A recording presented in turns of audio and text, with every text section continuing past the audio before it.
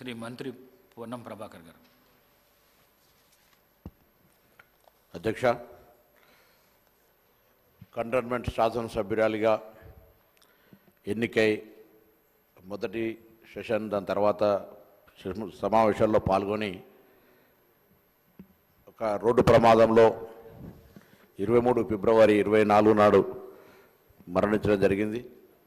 వారికి సభ పక్షాన హైదరాబాద్ ఇన్ఛార్జ్ మంత్రిగా ఆ రోజు చనిపోయిన వెంటనే ముఖ్యమంత్రి గారి సూచన మేరకు, ఆదేశం మేరకు అక్కడికి వెళ్ళి ప్రభుత్వం తరఫున కూడా అన్ని చర్యలు తీసుకోవడం జరిగింది.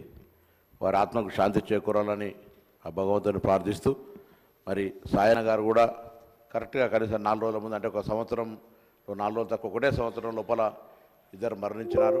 ఒక యువ శాసనసభ్యురాలుగా హైదరాబాద్ సంబంధించినటువంటి నగర అభివృద్ధిలో ఉన్నటువంటి ఒక 15 మంది శాసనసభ్యుల్లో తను కూడా ఒక పాత్ర వహించి ఈ హైదరాబాద్ సంబంధించిన అభివృద్ధికి ఒక భాగస్వామిగా ఈ యొక్క యువ శాసనసభ్యురాలుగా ఉంటుందని ఆశించాం.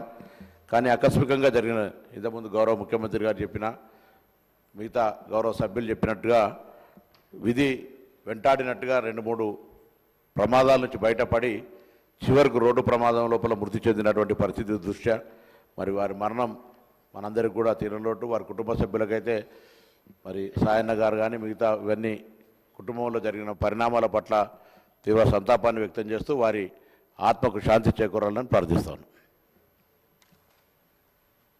శ్రీ బలాల గారు.